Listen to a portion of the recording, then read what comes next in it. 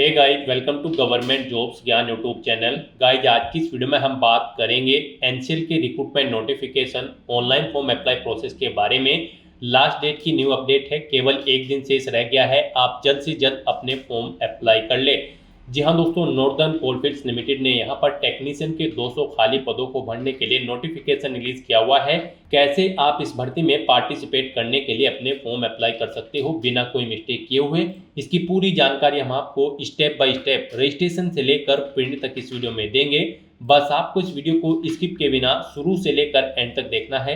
उसके बाद वीडियो पसंद आए तो इसे लाइक और शेयर कर दें। चैनल पर नए हो तो इसे सब्सक्राइब कर लें। साथ ही साथ आपको फॉर्म अप्लाई करते हुए जो भी प्रॉब्लम फेस हो रही है उन सभी का हल आपको इस वीडियो में मिल जाएगा। कैसे आपको अपनी क्वालिफिकेशन की डिटेल देनी है, कैसे आपको अपने डॉक्यूमेंट अपलोड करने हैं, कौन सा डॉक्यूमेंट कितने केबी में आपको अपलोड करना है, कैसे आपको अपना फोटो सिग्नेचर अपलोड करने हैं, कैसे आपको अंतिम समय में अपना कंप्लीट फॉर्म अप्लाई करना है जिससे आपका फॉर्म रिजेक्ट ना हो, पूरी जानकारी आपको इस वीडियो में दी जाएगी। बस आपको एंड तक हमारे साथ इस वीडियो में बने रहना है।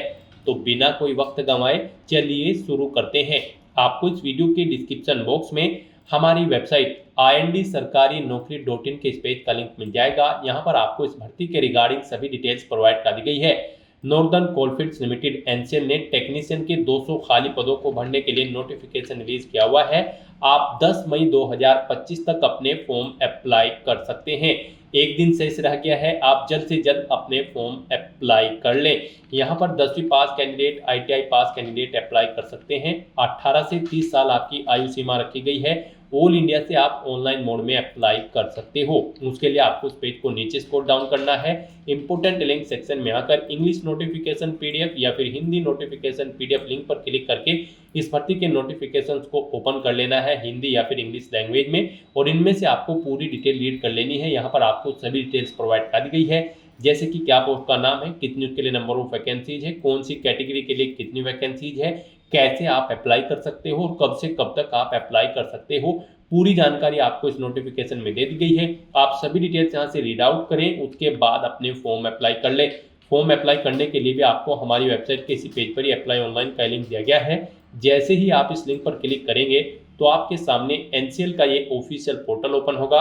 गाइस, यहाँ पर अगर आपने पहले से रजिस्ट्रेशन कर रखा है तो आपको यहाँ पर लॉगिन का ये टैब दिया गया है, आप इस पर क्लिक करें। उसके बाद आपके सामने यहाँ पर लॉगिन का इंटरफेस ओपन हो जाएगा। यहाँ पर आपको अपनी यूजर आईडी एंटर करनी है, अपना पासवर्ड आपको एंटर करना है, ये कैप्चा कोड यहाँ पर एंटर करना है और लॉगिन के इस ऑप्शन पर क्लिक करके आपको अपने डैशबोर्ड में लॉगिन कर लेना है और फिर वहाँ से आपको अपना फॉर्म अप्लाई करना है। और अगर आप इस भर्ती के लिए फर्स्ट टाइम अप्लाई करने जा रहे हो तो सबसे पहले यहाँ पर आपको अपना रजिस्ट्रेशन करना होगा। उसके लिए आपको रजिस्टर का ऑप्शन दिया गया है, आप इस ऑप्शन पर क्लिक करें। आपके सामने रजिस्ट्रेशन का फॉर्म ओपन होगा।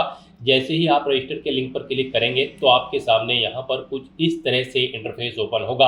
अब यहाँ पर आपको अपनी बेसिक डिटेल्स प्रोवाइड कराते हुए अपना रजिस्ट्रेशन करना है। सबसे पहले यहाँ पर आपको पोस्ट का नाम सेलेक्ट करना है, जिस पोस्ट के लिए आप अप्लाई करना चाहते हैं, टेक्नीशियन फिटर या फिर टेक्नीशियन वेल्डर या फिर टेक्नीशियन इलेक्ट्रीशियन। आप अपने अकॉर्डिंग जिस भी पोस्ट के लिए अप्लाई करना चाहते हैं वो पोस्ट यहाँ पर सेलेक्ट करें। उसके बाद यहाँ पर आपको अपना नाम एंटर करना है, फिर यहाँ पर आपको अपना मोबाइल नंबर एंटर करना है, उसे एक बार फिर से एंटर करके कंफर्म कर लेना है। कोई अल्टरनेट मोबाइल नंबर है तो वो यहाँ पर आप एंटर कर दें। उसके बाद यहाँ पर आप अपना ईमेल एड्रेस एंटर करें, ईमेल एड्रेस दोबारा से एंटर करके उसे कंफर्म कर लें और फिर यहाँ पर आप जनरेट OTP के इस ऑप्शन पर क्लिक करें। उसके बाद आपके सामने यहाँ पर ये कैप्चा ऑथेंटिकेशन ओपन होगा। यहाँ पर आने के बाद आपको ये कैप्चा कोड यहाँ पर एंटर करना है और उसके बाद आपको सबमिट के इस ऑप्शन पर क्लिक कर देना है। उसके बाद आपके रजिस्टर्ड मोबाइल नंबर और ईमेल ID पर एक OTP आया होगा, वो OTP आपको यहाँ पर एंटर करना है और फिर आपको वैलिडेट OTP के इस ऑप्शन पर क्लिक करके अपना मोबाइल नंबर और ईमेल ID को यहाँ पर वैलिडेट कर लेना है। उसके बाद आपको आई एग्री के चेकबॉक्स को ओके करना है, फिर आपको ये कैप्चा कोड यहाँ पर एंटर करना है और फिर गाइस यहाँ पर आपको रीवेरीफाई के इस ऑप्शन पर क्लिक कर देना है। फिर यहाँ पर आपको आपके रजिस्ट्रेशन की डिटेल का पूरा प्रीव्यू शो कर दिया गया है। इनके सामने आपको इन सभी चेकबॉक्सेस को ओके करना है और फिर यहाँ पर गाइस आपको सबमिट के इस ऑप्शन पर क्लिक कर देना है। इस तरह से यहाँ पर आपका रजिस्ट्रेशन सक्सेसफुली कंप्लीट हो चुका है। आपको एक रजिस्ट्रेशन नंबर प्रोवाइड कर दिया गया है, आपको इसे केयरफुली नोट डाउन करके रख लेना है फ्यूचर यूज के लिए। साथ ही साथ आपकी ईमेल आईडी और मोबाइल नंबर पर भी आपका रजिस्ट्रेशन नंबर या फिर लॉगिन आईडी आप इसे कह सकते हैं, ये और आपका पासवर्ड सबमिट किया गया है। आपको अपना रजिस्ट्रेशन नंबर या फिर लॉगिन आईडी और पासवर्ड को केयरफुली नोट डाउन करके रख लेना है फ्यूचर यूज के लिए। यहाँ पर अब आपको क्लोज के इस ऑप्शन पर क्लिक करना है, उसके बाद आपका डैशबोर्ड यहाँ पर ओपन हो जाएगा। यहाँ पर आने के बाद अब आपको बस अपना फॉर्म अप्लाई करना है। उसके लिए आपको गो टू एप्लीकेशन के इस ऑप्शन पर क्लिक करना है। नेक्स्ट आपके सामने कुछ इस तरह से इंटरफेस ओपन होगा। आपका एप्लीकेशन फॉर्म यहाँ पर स्टार्ट हो चुका है। कुछ चीज़ें यहाँ पर आपको ऑटोमेटिकली फिर मिल जाएगी जो आपने रजिस्ट्रेशन टाइम पे प्रोवाइड कराई थी। बस यहाँ पर अब आपको अपना जेंडर सेलेक्ट करना है, उसके बाद आपको अपनी डेट ऑफ बर्थ यहाँ पर सेलेक्ट कर लेनी है, अपनी नेशनलिटी आपको सिलेक्ट करनी है सिटीजन ऑफ इंडिया, फिर आपको अपनी कैटेगरी यहाँ पर सिलेक्ट करनी है। उसके बाद यहाँ पर आपको अपनी पर्सनल डिटेल देनी है। अपने फादर का नाम आप यहाँ पर एंटर करें, मदर का नाम एंटर करें, अपना मैरिटल स्टेटस बताएं, आप मैरिड हो या फिर अनमैरिड या फिर डाइवोर्स, आप अपने अकॉर्डिंग ऑप्शन सेलेक्ट करें। यहाँ पर फिर आप इस पेज को नीचे स्क्रॉल डाउन करें और उसके बाद यहाँ पर आप अपनी टेस्ट सिटी की प्रेफरेंस दें। यहाँ पर आपको 6 चॉइस प्रोवाइड कराई गई है, आप अपनी चॉइस के अकॉर्डिंग 6 टेस्ट सिटी यहाँ पर सेलेक्ट कर लें। आप जिस सिटी को फर्स्ट नंबर पर प्रेफरेंस देना चाहते हैं उसे यहाँ पर आप फर्स्ट नंबर पर सेलेक्ट करें, जिसे सेकंड नंबर पर प्रेफरेंस देना चाहते हैं उसे सेकंड नंबर पर। इस तरह से यहाँ पर आपको अपनी चॉइस के अकॉर्डिंग अपनी 6 exam city preference wise select कर लेनी है। और उसके बाद यहाँ पर गाइज आपको पूछा गया है कि क्या आप PWBD कैंडिडेट हैं, अगर हैं तो यहाँ पर आप यस ऑप्शन सेलेक्ट करें। और यहाँ पर फिर आपकी अगर डिसेबिलिटी 40% से मिनिमम है तो यहाँ पर आप अपनी डिसेबिलिटी का टाइप सेलेक्ट करें, परसेंटेज दें डिसेबिलिटी की। और फिर आपसे पूछा गया कि क्या आपको स्क्राइब की ज़रूरत पड़ेगी एग्जाम टाइम पर, अगर पड़ेगी तो यस करें। और फिर यहाँ पर आप बताएं कि क्या यहाँ पर आप स्क्राइब खुद से अरेंज करेंगे या फिर ऑर्गेनाइजेशन को अरेंज करना है, आप अपने अकॉर्डिंग ऑप्शन सेलेक्ट करें। और अगर आप यहाँ पर PWBD कैंडिडेट नहीं हो, 40% से कम डिसेबिलिटी आपकी नहीं है, तो यहाँ पर आपको नो ऑप्शन सेलेक्ट करना है, आगे की डिटेल आपको नहीं देनी होगी। उसके बाद आपसे पूछा गया कि क्या आप EX सर्विसमैन हैं, अगर हैं तो यहाँ पर आप यस ऑप्शन सेलेक्ट करें। उसके बाद यहाँ पर आप सर्विस की ज्वाइनिंग डेट सेलेक्ट करें, रिलीविंग डेट यानी कि जब जॉब छोड़ चुके हैं वो डेट आप सेलेक्ट करें। इनके अकॉर्डिंग यहाँ पर आपका टाइम पीरियड आपको कैलकुलेट करके शो कर दिया जाएगा। और अगर आप EX सर्विसमैन नहीं हो तो यहाँ पर आपको नो ऑप्शन सेलेक्ट करना है। फिर आपसे पूछा गया कि क्या आप NCL के या फिर CIL के डिपार्टमेंटल एम्प्लॉय हैं, अगर हैं तो यहाँ पर आप यस ऑप्शन सेलेक्ट करें। फिर नेम ऑफ सब्सिडायरी दें, करंट डेजिग्नेशन अपनी दें, ज्वाइनिंग डेट दें। और फिर अगर नहीं है आप CIL के एम्प्लॉय तो आपको नो ऑप्शन सेलेक्ट करना है। उसके बाद यहाँ पर आपसे पूछा गया कि क्या आप गवर्नमेंट, सेमी गवर्नमेंट या फिर किसी और बॉडी में कार्यरत हैं, अगर हैं तो यहाँ पर आप यस ऑप्शन सेलेक्ट करें। और फिर अपनी ऑर्गेनाइजेशन का नाम दें, करंट डेजिग्नेशन यहाँ पर दें, ज्वाइनिंग डेट दें। और अगर नहीं है आप एम्प्लॉय तो आपको नो ऑप्शन सेलेक्ट करना है। और उसके बाद गाइज यहाँ पर आपको सेव एंड नेक्स्ट के ऑप्शन पर क्लिक कर देना है। नेक्स्ट यहाँ पर आपको अपनी कम्युनिकेशन डिटेल देनी है। आप अपना कोरोस्पोंडेंस एड्रेस यहाँ पर एंटर करें, उसके बाद परमानेंट एड्रेस यहाँ पर आप एंटर करें। और अगर आपका परमानेंट एड्रेस आपके कोरोस्पोंडेंस एड्रेस के अकॉर्डिंग सेम है तो आप इस permanent address same as correspondence address में यस के ऑप्शन पर क्लिक कर दें। ऑटोमेटिकली आपका परमानेंट एड्रेस आपके कोरोस्पोंडेंस एड्रेस के अकॉर्डिंग फिल हो जाएगा। और उसके बाद गाइज यहाँ पर आप सेव एंड नेक्स्ट के ऑप्शन पर क्लिक कर दें। नेक्स्ट यहाँ पर आपको अपनी एजुकेशनल क्वालिफिकेशन की डिटेल देनी है। गाइज यहाँ पर इस भर्ती में पार्टिसिपेट करने के लिए अगर आप टेक्नीशियन फिटर की पोस्ट के लिए अप्लाई कर रहे हैं तो आपका 10वीं क्लास पास आउट होना जरूरी है, प्लस आपके पास ITI का 2 साल का यहाँ पर कोर्स होना जरूरी है फिटर ट्रेड के अंतर्गत। और अगर आप टेक्नीशियन इलेक्ट्रीशियन की पोस्ट के लिए अप्लाई कर रहे हैं तो 10वीं के साथ आपके पास ITI कंप्लीट होनी जरूरी है इलेक्ट्रीशियन ट्रेड में। और अगर आप टेक्नीशियन वेल्डर के लिए अप्लाई कर रहे हैं तो आपका यहाँ पर 10वीं क्लास पास आउट होना जरूरी है, प्लस आपके पास ITI होनी जरूरी है वेल्डर ट्रेड के अंतर्गत। तो यहाँ पर अब आपको अपनी एजुकेशनल क्वालिफिकेशन की डिटेल देनी है। यहाँ पर सबसे पहले आपको अपनी 10वीं क्लास की डिटेल देनी है। बोर्ड का नाम यहाँ पर आप दें जिससे आपने अपनी 10वीं क्लास पास आउट की है, month and year they passing, कब आपने पास आउट की है अपनी 10वीं क्लास वो यहाँ पर आप सिलेक्ट करें। इंस्टीट्यूट या स्कूल का नाम दें, सब्जेक्ट कम्बिनेशन बताएं आपके पास 10वीं में यहाँ पर साइंस थी, कॉमर्स थी या फिर आर्ट थी। उसके बाद यहाँ पर आप यहाँ पर बताएं आपके जो मार्क्स थे 10वीं में परसेंटेज में थे, CGPA में थे या फिर ग्रेड में। परसेंटेज में अगर थे तो यहाँ पर आप बताएं कितने मार्क्स आपने ऑब्टेन किए हैं, फिर टोटल कितने मार्क्स थे जिसमें से आपने मार्क्स ऑब्टेन किए हैं वो यहाँ पर आप एंटर करें। इनके अकॉर्डिंग यहाँ पर आपकी परसेंटेज कैलकुलेट करके आपको शो कर दी जाएगी। और अगर आपके मार्क्स यहाँ पर CGPA में थे तो आप CGPA ऑप्शन सेलेक्ट करें। कितना CGPA आपने ऑब्टेन किया है वो यहाँ पर आप एंटर करें। टोटल कितना CGPA था जिसमें से आपने CGPA ऑब्टेन किया है वो यहाँ पर आप एंटर करें। और अगर ग्रेड में थे आपके मार्क्स तो यहाँ पर आप अपनी ग्रेड एंटर कर दें। इस तरह से यहाँ पर आपको अपने मार्क्स की डिटेल दे देनी है।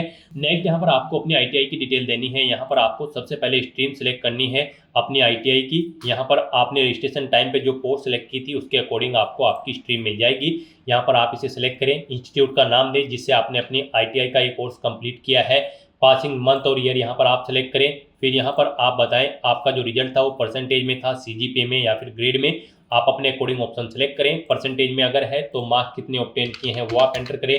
टोटल कितने मार्क्स थे जिसमें से मार्क्स आपने ऑब्टेन किए हैं वो एंटर करें। इनके अकॉर्डिंग आपकी परसेंटेज यहाँ पर आपको कैलकुलेट करके शो कर दी जाएगी।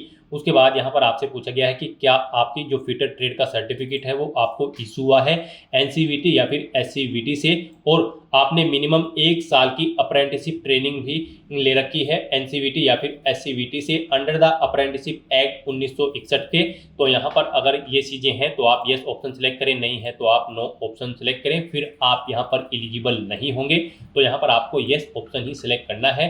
और उसके बाद गाइस यहाँ पर आपको सेव एंड नेक्स्ट के ऑप्शन पर क्लिक कर देना है। नेक्स्ट यहाँ पर आपको अपने डॉक्यूमेंट अपलोड करने हैं। गाइस यहाँ पर आपको अपना पासपोर्ट साइज फोटो, सिग्नेचर, 10वीं क्लास का सर्टिफिकेट, 10वीं क्लास की marksheet, ITI certificate, caste certificate अगर आप रिजर्व कैटेगरी से बिलोंग करते हो, और अप्रेंटिसशिप सर्टिफिकेट आपको अपलोड करना है। यहाँ पर आपको क्लिक हियर टू अपलोड के इस ऑप्शन पर क्लिक करना है। यहीं पर ही आप जिस डॉक्यूमेंट को अपलोड करोगे उसके लिए गाइडलाइन दी गई है। आपको दी गई गाइडलाइन के अकॉर्डिंग अपने डॉक्यूमेंट अपलोड करने हैं, अदरवाइज आपका एप्लीकेशन फॉर्म रिजेक्ट होने के चांसेस रहते हैं। जैसे कि जब आप अपना फोटोग्राफ यहाँ पर अपलोड करोगे उसके लिए आपको गाइडलाइन दी गई है। आपका फोटो यहाँ पर 100 KB से 200 KB के बीच में होना चाहिए, JPG या फिर JPEG फॉर्मेट में होना चाहिए। डायमेंशन उसका 3.5 सेंटीमीटर इंटू 4.5 सेंटीमीटर होना चाहिए। तो यहाँ पर आपको draw file share slash browse to upload के इस ऑप्शन पर क्लिक करना है, अपना फोटो सेलेक्ट करना है और उसे यहाँ पर आपको अपलोड कर देना है। इस तरह से यहाँ पर आपको 1 बाय 1 करके अपने सभी डॉक्यूमेंट अपलोड करने हैं। सिग्नेचर यहाँ पर आपके 80 KB से 150 KB के बीच में होने चाहिए, JPEG या फिर JPG फॉर्मेट में होने चाहिए। और यहाँ पर आपका जो 10वीं क्लास का सर्टिफिकेट है उसका साइज 100 KB से 1 MB के बीच में होना चाहिए, JPG, JPEG या फिर PDF फॉर्मेट में होना चाहिए। और आपकी जो 10वीं क्लास की मार्कशीट होगी वो भी यहाँ पर 100 KB से 1 MB के बीच में होनी चाहिए, JPEG, JPG या फिर PDF फॉर्मेट में होनी चाहिए। ITI का सर्टिफिकेट के लिए भी आपके सेम यही गाइडलाइन है। और फिर उसके बाद अगर आप अपनी कास्ट सर्टिफिकेट की बात करें तो उसके लिए भी आपका जो सर्टिफिकेट होगा 100 KB से 1 MB के बीच में होना चाहिए, JPG, JPEG या फिर PDF फॉर्मेट में। और जो आपका अप्रेंटिसशिप सर्टिफिकेट है उसके लिए भी यहाँ पर सेम गाइडलाइन दी गई है, 100 KB से 1 MB के बीच में ही आपका सर्टिफिकेट होना चाहिए, JPEG, JPG या फिर PDF फॉर्मेट में। तो यहाँ पर आपको क्लिक हियर टू अपलोड के ऑप्शन पर क्लिक करना है, draw file share slash browse to upload पर क्लिक करके 1 बाय 1 करके अपने सभी डॉक्यूमेंट्स को अपलोड कर देना है। इस तरह से अपने सभी डॉक्यूमेंट यहाँ पर अपलोड करने के बाद फिर आपको व्यू के लिंक पर क्लिक करके इन्हें व्यू कर लेना है। फिर आपको इस पेज को नीचे स्क्रॉल डाउन करना है। उसके बाद आपको आपकी कैटेगरी के अकॉर्डिंग यहाँ पर एप्लीकेशन फीस का अमाउंट शो कर दिया जाएगा। अगर आप जनरल, OBC, EWS कैंडिडेट हैं तो आपको 1180 रुपये फीस के रूप में जमा कराने होंगे ऑनलाइन मोड में, debit card, credit card, net banking या फिर UPI के माध्यम से। और अगर आप SC, ST, PH कैंडिडेट हो तो फिर आपको कोई फीस जमा नहीं करानी है। फिर आपको यहाँ पर डिक्लेरेशन सेक्शन में आना है, इन चेक बॉक्सेस को ओके करना है, ये कैप्चा कोड यहाँ पर एंटर करना है और प्रीव्यू बटन पर क्लिक करके आप प्रीव्यू चेकआउट कर सकते हो। नहीं तो फिर यहाँ पर आपको सबमिट के ऑप्शन पर क्लिक कर देना है। इस तरह से यहाँ पर आपका एप्लीकेशन फॉर्म सक्सेसफुली सबमिट हो जाएगा। आपके सामने मैसेज शो हो जाएगा, आपका एप्लीकेशन फॉर्म सक्सेसफुली सबमिट हो चुका है। आप क्लोज के ऑप्शन पर क्लिक करें और फिर यहाँ पर आप प्रिंट के ऑप्शन पर क्लिक करके अपने एप्लीकेशन फॉर्म का एक हार्ड कॉपी प्रिंट आउट ले लें, फ्यूचर यूज के लिए, फ्यूचर रेफरेंस के लिए। और गाइज अगर आप यहाँ पर जनरल, OBC कैंडिडेट हैं तो फिर आपको फीस पेमेंट करना होगा, उसके बाद आपका फॉर्म सबमिट होगा। तो दोस्तों ऐसे आप NCL टेक्नीशियन के 200 खाली पदों को भरने के लिए अपने फॉर्म अप्लाई कर सकते हो बिना कोई मिस्टेक किए हुए। आज की इस वीडियो में बस इतना ही। आई होप ये वीडियो आपको पसंद आई होगी। अगर पसंद आई हो तो इसे लाइक और शेयर करें, चैनल पर नए हो तो इसे सब्सक्राइब कर लें। Thanks for watching.